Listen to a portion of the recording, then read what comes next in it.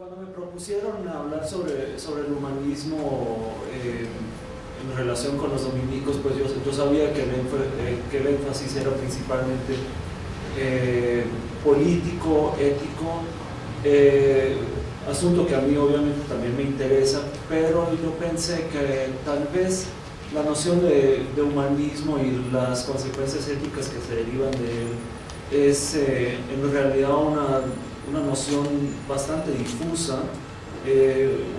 Uno suele felizmente aceptarla como algo dado, y lo que yo quisiera hacer hoy más bien es ir un poco hacia atrás en el sistema del pensamiento en este caso de Alberto Magno y de Tomás de Aquino, para ver cómo exactamente ubicar una noción de ser humano, de hombre, y también finalmente en su dimensión político-ética. Mi charla entonces en su mayoría no va a tratar principalmente de asuntos ni éticos ni políticos, sino de algo así como el fundamento, las bases de ese humanismo que encontramos en una caracterización bastante compleja, y espero no aburrirlos demasiado, de lo que es el alma racional, ¿no? Por supuesto que obviamente el ser humano se constituye en su humanidad justamente por el hecho de ser racional. Entonces, el alma racional en Alberto Magno y Tomás de Aquino, ustedes van a ver que voy a hablar más de Alberto Magno que de Tomás de Aquino. Eso también es intencional, porque de Alberto se habla muy poco y de Tomás siempre se habla mucho. Entonces voy a restringir mis ganas de hablar más de Tomás a otros que lo harán en mi lugar. Entonces empecemos a hablar un poco de, si quieres pasar, ¿qué hacemos con la noción de humanismo, ¿no? Desde luego hay muchas formas de entenderlo, ¿no? Es decir, pues aquí una lista más o menos aleatoria, ¿no? Un humanismo idealista, el siguiente, por favor, un humanismo liberal, ¿no? Es el que tiene que ver con una burguesía ilustrada en torno a ideales capitalistas. El siguiente, un humanismo marxista, que consiste en superar la alineación generada por la explotación capitalista. Un humanismo existencialista, que rechaza una imagen predeterminada del hombre, que enfatiza el libre desarrollo de la existencia individual. Y finalmente, algo así como un humanismo integral, en el que se unen las tradiciones racionalistas judeo-cristianas en una idea del hombre frente a los retos de una sociedad secularizada. Claro, eso es lo que diríamos hoy en día. Estamos, sin embargo, pues, por lo menos es lo que me toca a mí, es hablar del medioevo. Entonces, sociedades secularizadas no existían en ese entonces. Entonces la pregunta es que si hubo algo así como un humanismo medieval. Entonces, muy brevemente, yo pienso que en el medioevo sí hubo algo así como un humanismo, si lo abordamos desde una perspectiva teológica, como diría Maritain, un humanismo teocéntrico, o al menos hay un humanismo, si lo concebimos como expresión de un optimismo respecto a las facultades propiamente humanas. Y eso es algo que creo yo, que es algo que creo yo que comparten tanto Alberto Magno como Tomás de Aquino, es decir, esa creencia muy profunda de que el ser humano, a partir de sus propias facultades emocionales, racionales, etcétera, puede llevar a cabo algo así como una vida buena, y una vida buena también en sociedad, esencialmente en sociedad. Sí. Por el otro lado, no hay un humanismo en el medioevo, si lo entendemos con Protágoras acaso, como la expresión de que el hombre es medida de todas las cosas. Y además, si pensamos que ese humanismo enfatiza el pensamiento crítico por encima de los dogmas de la fe, desde luego en el medioevo, en Alberto, en Tomás, es esencial entender que el ser humano en su dimensión racional es siempre compatible con, pues, con los misterios de la fe revelada, y para ellos no es ningún problema. Para nosotros hoy en día eso puede ser que sea un problema, pero para ellos no. Entonces voy a descartar esa caracterización. ¿Sí? Desde luego, pues ya lo había dicho, pues frecuentemente o casi exclusivamente la noción de humanismo se le da un significado político. Sería, por ejemplo, en el caso de Francisco de Vitoria, del que también van a hablar, prácticamente o frecuentemente caracterizado como casi el inventor de los derechos humanos. De eso, como ya lo he dicho, no voy a hablar, sino que voy a hablar más bien, es el siguiente, de la motivación de poner al ser humano en el centro, desde una motivación teológica, porque al fin y al cabo, para un religioso medieval como lo era Alberto Magno, Tomás de Aquino, el ser humano tiene que ser entendido como el punto culminante de la creación, el punto de unión en que lo terrenal, empírico, se junta con lo divino. En eso es que nosotros tenemos que empezar a ubicar la discusión acerca del ser humano en ambos autores. Voy entonces a hablar, si quieres pasar la siguiente. Voy entonces a hablar la mayor parte del tiempo sobre Alberto Magno. Ahí tienen los datos, tipo como lo revela la imagen, que es un poco posterior, con una mirada bastante inteligente, y quien en su tiempo fue el primero, incluso antes de Tomás de Aquino, de tratar de integrar un proyecto teológico en torno a una concepción racional o racionalista del ser humano, tanto desde una perspectiva, digamos, platonizante de la realidad, como desde la óptica de una concepción empiricista aristotélica de la realidad. Alberto lo que trata de hacer es integrar ambas tendencias sin verlas en contradicción como lo haríamos hoy en día, sino verlas como complementarias. Entonces, por un lado, tenemos fuertes influencias platónicas en Alberto, pues la famosa estructura de la salida, de la creación de Dios, de la perfección de la creación dirigida hacia Dios.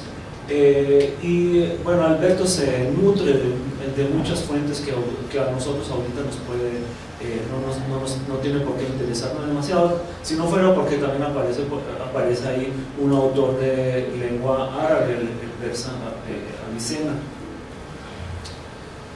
Por el otro lado, tenemos fuertes influencias aristotélicas.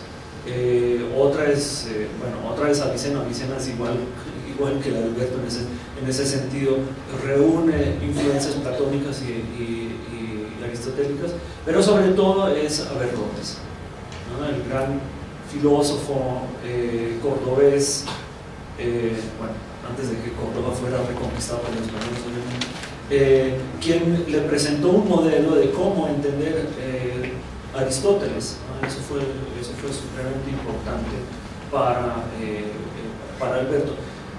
Entonces, lo que tenemos en Alberto inicial, de una manera muy general, es un proyecto teológico-filosófico en el que se reúnen tanto motivos propiamente teológicos provenientes de las escrituras, de la fe revelada, como la integración de diferentes corrientes filosóficas platónicas y aristotélicas sobre todo. Ahora, eso me lleva al siguiente punto, ¿no? Que lo que nosotros podemos hacer inicialmente a la hora de tratar de abordar el tema de la esencia humana es ver cómo se relacionan teología y filosofía en Alberto. Y Alberto nos propone algo muy particular, algo que tal vez ni siquiera él sostiene consistentemente a lo largo de su obra, y esa es la de sostener la autonomía de la teología. Si puedes poner la cita, ¿no? Sí, donde el comentario de metafísica, curiosamente comentario de Aristóteles: los asuntos teológicos no concuerdan con los filosóficos en cuanto a los principios, dado que reposan en la revelación y en la inspiración y no en la razón, y por eso no podemos discutir de estos asuntos filosóficamente. Entonces la teología parece tener algo así como una independencia esencial de los métodos propios de la filosofía, pero por el otro lado tenemos también que reconocer que en Alberto la filosofía es autónoma frente a la teología. Feo y torpe es opinar en la filosofía sin razón. De una u otra manera, debatir temas teológicamente es no discutir filosóficamente. Eso es lo que Alberto quiere decir acá. Y eso finalmente también significa que cuando nosotros abordamos fenómenos filosóficamente, nosotros tenemos que recurrir a los métodos propios que nos ofrece la filosofía, que es principalmente el razonamiento deductivo, demostrativo, por un lado, y por el otro lado nos obliga a recurrir a los métodos propios, y eso es muy importante para Alberto Magno, los métodos propios de la filosofía natural, es decir, partir de la observación del mundo empírico real que nos rodea, y a partir de ello extrapolar ciertas características. Ahora bien, aquí empieza entonces lo complicado, pero yo creo que es muy importante, porque para Alberto la comprensión de la realidad empírica, y para Alberto nosotros somos parte de la realidad empírica, comienza por un análisis de qué es lo que constituye a los objetos materiales en el mundo. Entonces, si quieres, pasa a la siguiente. Voy a pasar muy someramente por esta cita. No quisiera aburrirlos con los pormenores, sino solamente anotar que cuando Alberto enfoca los objetos del mundo material, él los identifica como compuestos de una materia y de un sustrato esencial que también es natural, de manera que cuando ese sustrato material se desintegra, pues el sustrato esencial también se desintegra, ¿no? Pues en otras palabras, las plantas no tienen vida eterna, los perros y los gatos tampoco. Eso parece ser distinto con los seres humanos, ¿no? Al fin y al cabo, pues obviamente hay que garantizar y argumentar las razones del por qué el ser humano en su dimensión humana, siendo físico, no comparte ciertas características con el resto de la realidad creada. ¿Sí? Ese es el gran reto al que se enfrenta Alberto, pienso yo, porque tiene que argumentar filosóficamente, teológicamente, el por qué finalmente la humanidad es una condición esencial para que, digamos, que el ser humano tiene una vida eterna y puede ser y su alma puede ser salvada, ¿no?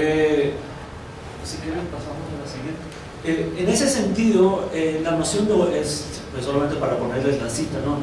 La noción de humanidad es una noción, una caracterización general que nosotros identificamos en el ser humano, no tanto en su dimensión particular, y en eso yo creo que Alberto y también Tomás difieren ya de alguien como Francisco Vitoria, sino como una característica general.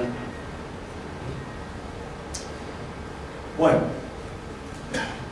¿cómo identificamos esa humanidad en el ser humano? Si quieres pasar a la siguiente. ¿Cómo identificamos esa humanidad en el ser humano? Eso, lo que es propiamente humano, para Alberto, es lo que él llama alma intelectiva o alma racional. Eso es muy aristotélico también, ustedes tal vez recordarán, ¿no? Pues que para Aristóteles todo ser que vive tiene alma, ¿no? Las plantas tienen alma, los animales tienen alma, pues y nosotros también. Sin embargo, el alma en los seres humanos es de un carácter distinto, ¿sí? A diferencia del alma de los perros y los gatos, ¿no? Alma que desaparece cuando muere el perro y el gato, en nosotros no. Y hay una razón para ello, ¿no?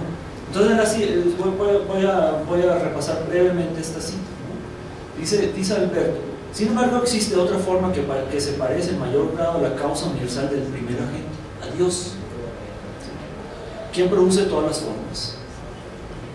Esta es la esencia incorpórea que mueve y perfecciona el cuerpo, y ella queda impresa en toda la naturaleza, porque debido al orden de la naturaleza está por encima de la naturaleza de todas las formas corpóreas. Esta esencia se llama alma.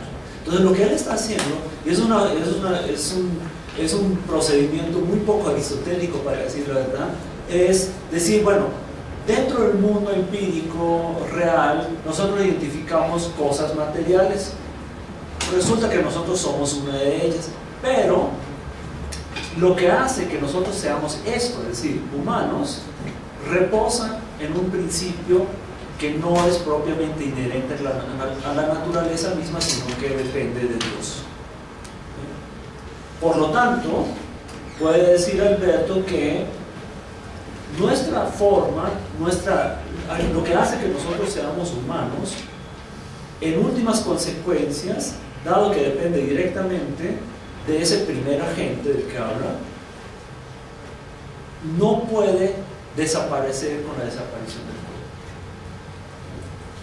Lo que yo quisiera hacer a continuación es no tratar de asustarlos ahorita con ese tipo de cosas, sino mostrarles que en Alberto, pese a que él tiene ese fuerte ímpetu, digamos, teológico, hay una manera alternativa para estudiar el ser humano.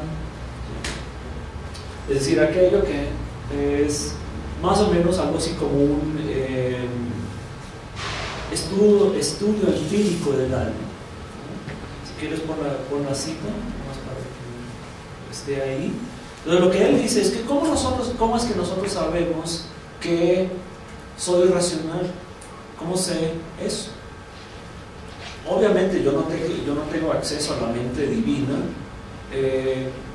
por eso lo que me queda es guiarme por la evidencia que tengo a la mano, y es que la gente a lo mejor suele comportarse de una manera racional.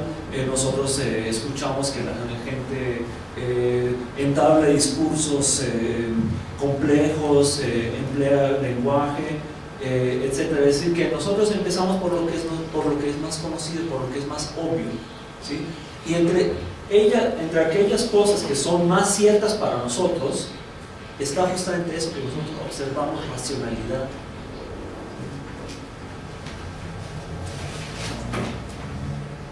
Ahora, eso no de suyo significa que nosotros entendamos que el alma es inmortal o algo parecido, sino lo que nosotros entendemos es que dentro del orden de un análisis empírico del mundo, nosotros encontramos ciertas características dentro del mundo empírico que no son reducibles a la descripción justamente de ese mundo. Es decir, el hecho de que nosotros empleemos lenguaje, por ejemplo, denota una capacidad, pues para Alberto, aunque hoy en día eso obviamente se discute fuertemente, nosotros encontramos un elemento que no puede ser explicado solamente al describir cómo funciona el cuerpo, ¿sí? Y Alberto sabía muy bien cómo estaba estructurado y conformado el cuerpo. Alberto era un gran admirador de esa naturaleza creada, era un gran estudioso de los escritos naturales y tenía mucho conocimiento, por ejemplo, acerca de, pues, dada la literatura de ese entonces, acerca de cómo está compuesto el cerebro y qué papel juega en el proceso de conocimiento del cerebro. En todo eso,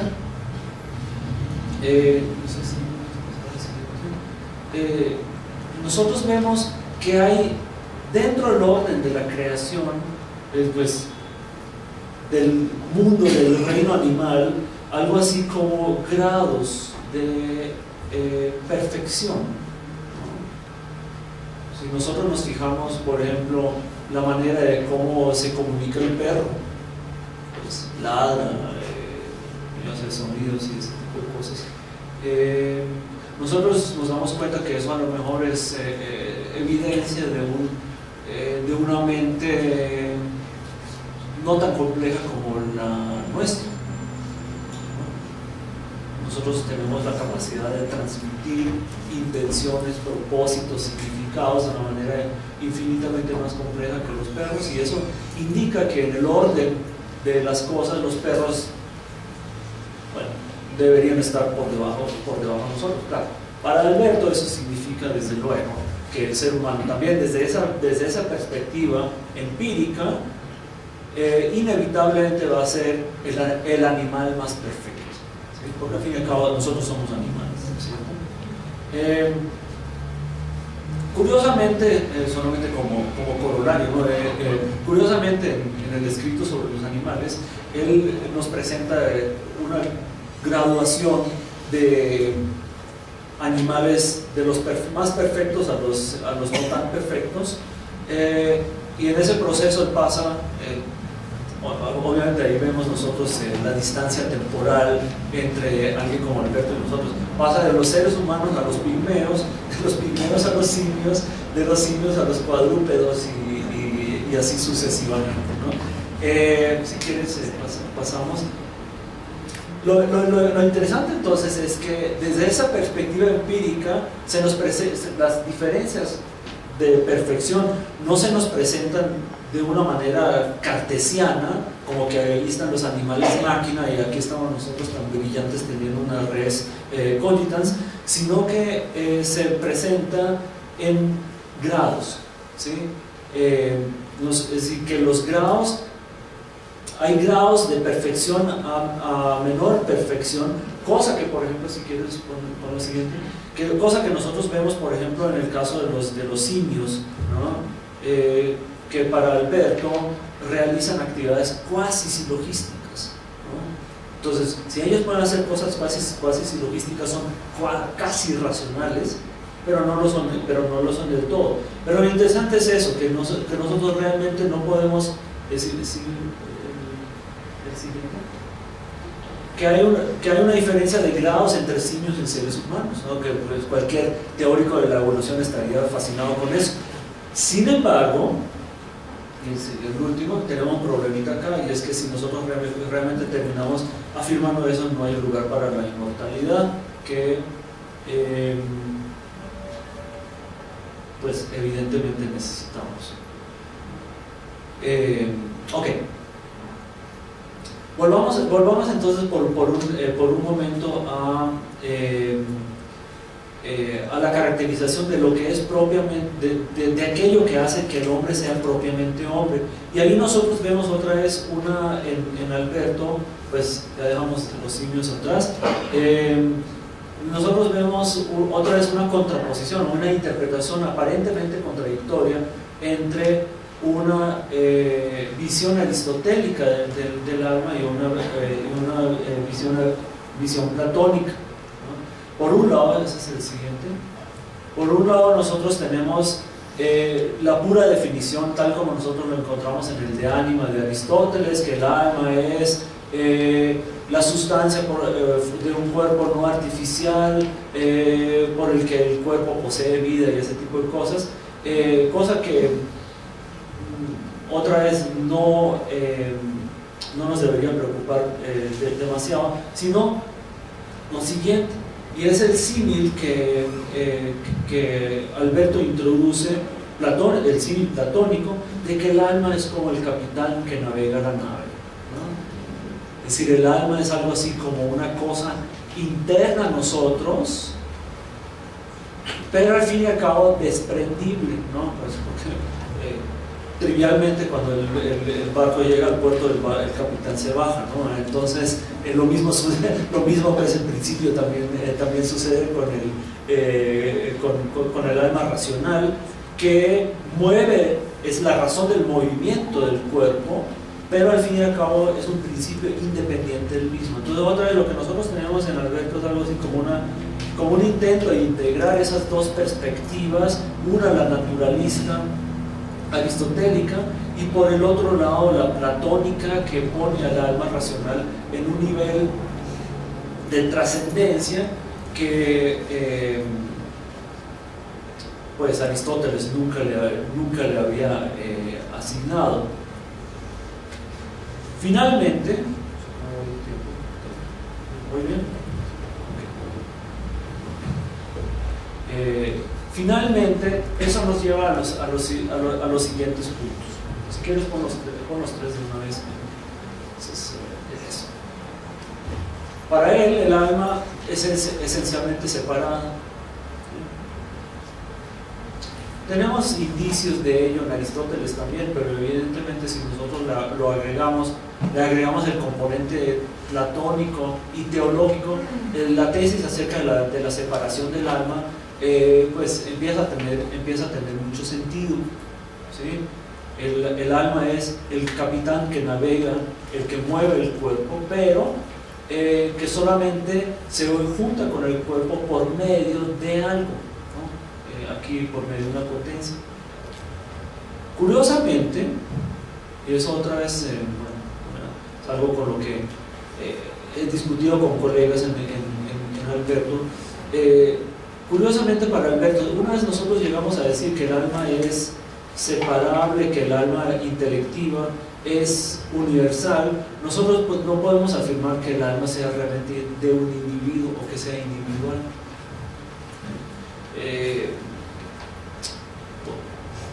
En algún momento Alberto se dio cuenta que eso realmente no se puede decir y sencillamente declaró que ese tipo de tesis tienen que ser erróneas. Y por último, nosotros tenemos, junto con lo anterior, la tesis acerca de la inmortalidad. Entonces, solamente cito, se prueba con facilidad que el alma racional es inmortal y que perdura separada del cuerpo. Existe un argumento demostrativo. Todo lo que es esencialmente separado del cuerpo y que no se une de suyo con él, sino por medio de otro, perdura separado del cuerpo. Eso nos demuestra claramente, pues obviamente para los que tenemos muchas ganas de tener una concepción filosófica del humanismo, eso claramente nos muestra los límites que tal concepción podría tener, ¿no? Por lo menos desde una perspectiva filosófica. Dice el comentario de la ética que las almas de los muertos sigan existiendo después de la muerte no puede adecuadamente ser establecido filosóficamente, por eso se necesita la música. Entonces, por lo pronto, lo que nosotros tenemos aquí en Alberto Magno es una noción del ser humano desde una perspectiva dual. No me gusta llamarlo dualista, sino dual, es decir, por un lado, como un principio inherente al ser humano, que hace que viva, que hace que sea humano, y por el otro lado, la necesidad de asumir, de postular, de que ese principio es esencialmente independiente del cuerpo. Las consecuencias que eso podría tener en el ámbito político, ético, para Alberto, es algo que yo aún no he estudiado lo suficiente y por lo tanto mejor callo acerca de ese asunto en Alberto, sino más bien lo tematizo en Tomás de Aquino. Bueno, como sabemos, Tomás de Aquino fue alumno de Alberto Magno. Aprendió mucho de él, no aprendió otras cosas de él, afortunadamente no aprendió la forma tan enredada y complicada de escribir de Alberto, sino lo que caracteriza la prosa de Alberto es una claridad fantástica, ¿no? Es decir, eso se lee, es cristalino. La dificultad está solo en el contenido, ¿no? Entonces, hasta cierto punto, Tomás de Aquino retoma, si quieres seguimos, retoma algunos aspectos que ya había discutido Alberto, pues principalmente porque Tomás, como su maestro, tenía un interés fundamental de integrar el modelo racionalista empiricista de Aristóteles a una concepción teológica de la realidad, ¿no? Y aquí hay problemas, ¿no?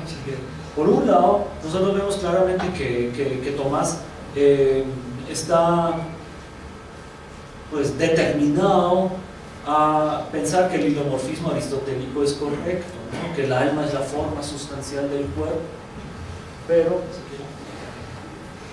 por el otro lado, bueno, está comprometido con que el origen y el fin del alma racional es trascendente, ¿no? Es decir, al fin y al cabo, el proyecto de salvación no tendría mucho sentido si el alma no fuera inmortal. Entonces la pregunta es que si en eso, es decir, que el alma es forma sustancial y que es subsistente e inmortal, si en eso no hay una contradicción.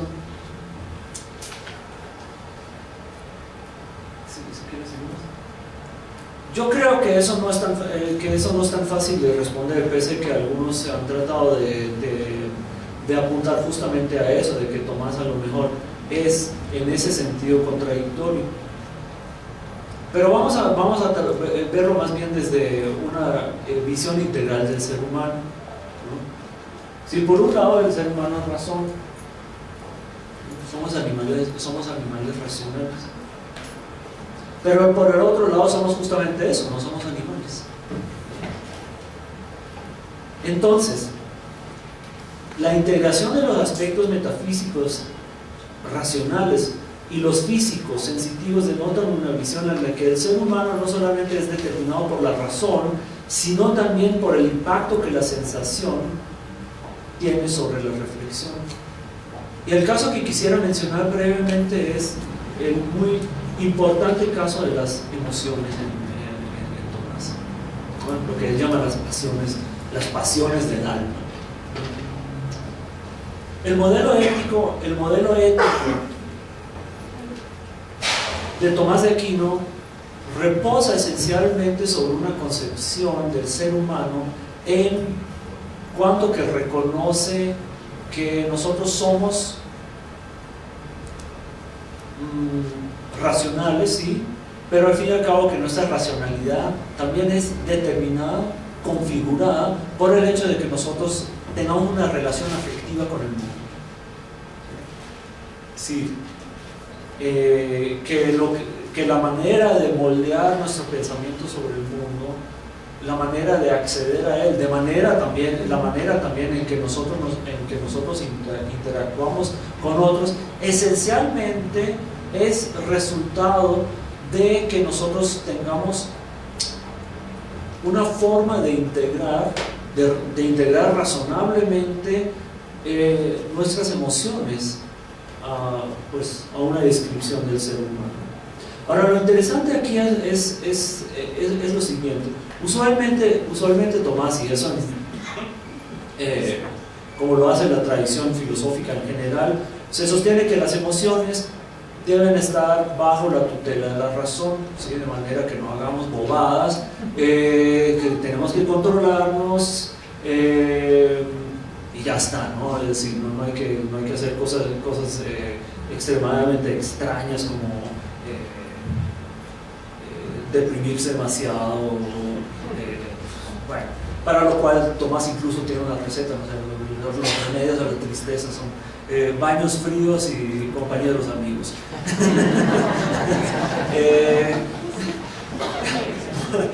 Bueno, no sé. Pero lo interesante es que aquí es que él le concede a ese sustrato físico, psicofísico, emocional, le concede como una cierta autonomía frente a lo que nosotros solemos pensar sobre las cosas, ¿no? Y de ahí viene la cita que agrega a mí me encanta, ¿no?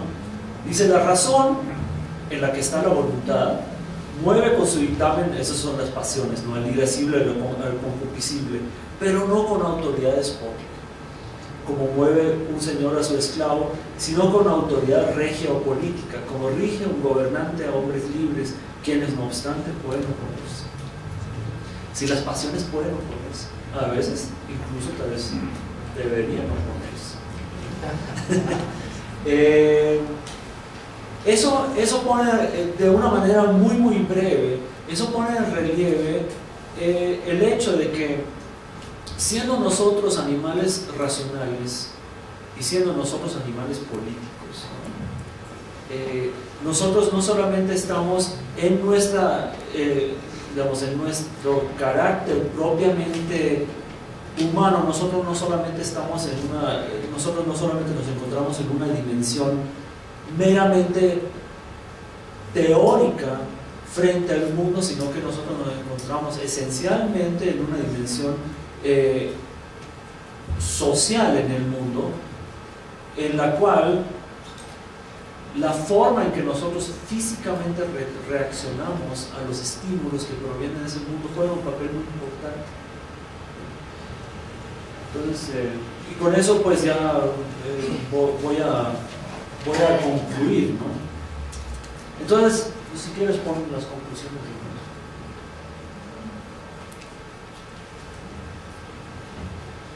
Entonces, el humanismo dominico, pues tal como lo podríamos identificar en Alberto Magno y Tomás de Aquino, obviamente se funda en una tradición teológica en la que el ser humano es parte de un orden trascendente, racional y divino, y al mismo tiempo obtiene su individualidad debido a la influencia de las facultades inferiores.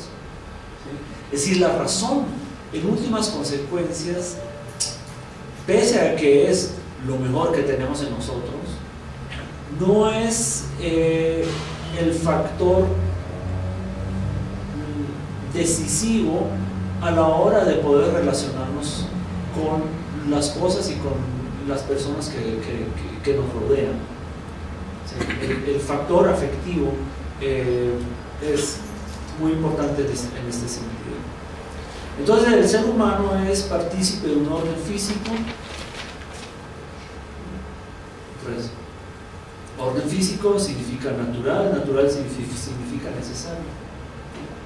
Pero como habíamos visto anteriormente, al describir el alma como originario de un orden trascendente y al no poder reducirse el alma racional a ese sustrato físico en el que se manifiesta, nosotros claramente no podemos decir que lo que nosotros hagamos, las decisiones que nosotros tomemos, las cosas que nosotros pensamos sobre el mundo, que esas cosas se encuentran predeterminadas por el orden físico en que nosotros nos encontramos. Por lo tanto, tenemos que concluir que, pese a todo, nosotros no perdemos nuestra libertad por encontrarnos en este mundo, sino que nos relacionamos de una manera flexible, hasta cierto punto indeterminada con las cosas, con las cosas y con las personas que nos rodean. Y la razón de ello, otra vez, pues la razón última de ello es que nosotros directamente fuimos, pues en ese orden teológico, fuimos creados con razón y libre albedrío. ¿Sí? Esos son datos irreductibles de esa humanidad de la que hablan Alberto Magno y Tomás de Aquino. Y en ese sentido, siendo nosotros partícipes de un orden físico empírico y siendo al mismo tiempo siendo partícipes de un orden racional y libre, es que nosotros, al ser animales racionales y políticos, es que debemos y debemos participar en los quehaceres políticos, ¿sí? Siendo libres y demostrando comprensión personal e individual de ese mundo que nos rodea. Muchas gracias.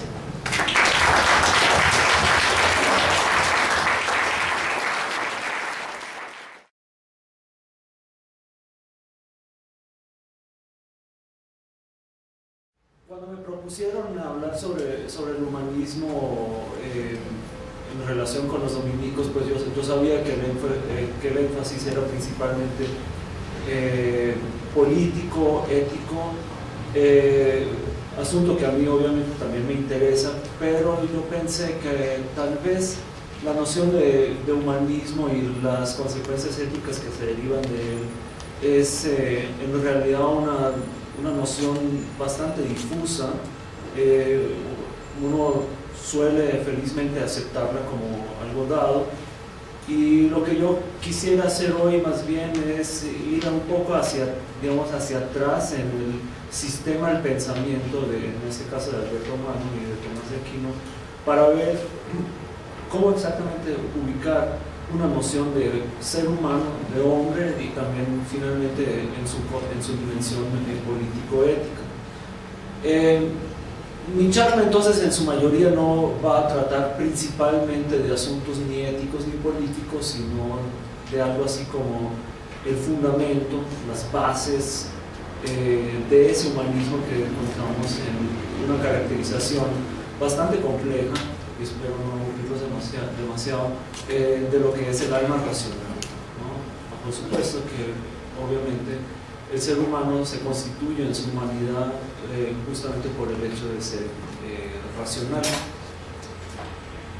Entonces, el alma racional en Alberto Magno y Tomás de Aquino, ustedes van a ver que voy a hablar más de Alberto Magno que de Tomás de Aquino. Eso también es intencional, porque de Alberto se habla muy poco y de Tomás siempre se habla mucho. Entonces voy a restringir mis ganas de hablar más de Tomás que lo harán en mi lugar. Entonces empecemos a hablar un poco de ¿qué les pasa? ¿Qué hacemos con la noción de humanismo, ¿no? Desde luego, por el otro lado, no hay un humanismo en el medioevo, si lo entendemos con Protágoras acaso, como la expresión de que el hombre es medida de todas las cosas. Y además, si pensamos que ese humanismo enfatiza el pensamiento crítico por encima de los dogmas de la fe, desde luego en el medioevo, en Alberto, en Tomás, es esencial entender que el ser humano en su dimensión no racional es siempre compatible con los misterios de la fe revelada, y para ellos no es ningún problema. Para nosotros hoy en día puede ser que sea un problema, pero para ellos no. Entonces voy a descartar esa caracterización. ¿Sí? Desde luego, pues ya lo había dicho, pues frecuentemente o casi exclusivamente la noción de humanismo se le da un significado político. Sería, por ejemplo, en el caso de Francisco de Vitoria, del que también van a hablar, prácticamente en ese entonces. Entonces la pregunta es que si hubo algo así como un humanismo medieval. Entonces, muy brevemente, yo pienso que en el medioevo sí hubo algo así como un humanismo, si lo adoptamos desde una perspectiva teológica, como diría Maritain, un humanismo teocéntrico, o al menos hay un humanismo si lo concebimos como expresión de un optimismo respecto a las facultades propiamente humanas. Y eso es algo que creo yo, que es algo que creo yo que comparten tanto Alberto Magno como Tomás de Aquino, es decir, esa creencia muy profunda de que el ser humano, a partir de sus propias facultades emocionales, racionales, etcétera, puede llevar a cabo algo así como una vida buena, y una vida buena también en sociedad, esencialmente en sociedad. Hay muchas formas de entenderlo, ¿no? Es decir, pues aquí una lista más o menos aleatoria, ¿no? Un humanismo idealista, el siguiente, por favor. Un humanismo liberal, ¿no? Es el que tiene que ver con una burguesía ilustrada en torno a ideales capitalistas. El siguiente, un humanismo marxista, que consiste en superar la alineación generada por la explotación capitalista. Un humanismo existencialista que rechaza una imagen predeterminada del hombre, que enfatiza el libre desarrollo de la existencia individual. Y finalmente, algo así como un humanismo integral, en el que se unen las tradiciones racionalistas judeo-cristianas en una idea del hombre frente a los retos de una sociedad secularizada. Claro, eso es lo que diríamos hoy en día. Estamos, sin embargo, pues, por lo menos es lo que me toca a mí, es hablar del medioevo. Entonces, sociedades secularizadas no existían en ese